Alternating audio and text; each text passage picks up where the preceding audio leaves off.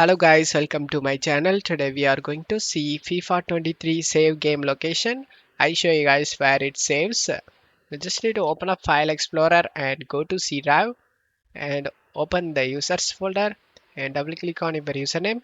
If you don't know your username, then select the start icon. Here you can able to see your username and then just double click on it and double click on the documents folder and double click on the FIFA 23 folder and double click on the settings folder, and this is where all your game progress will be saved.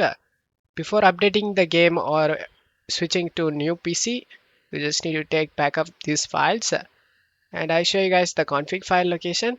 You just need to go back to FIFA 23 and double click on this FIFA setup, and this is where all your graphics settings will be saved.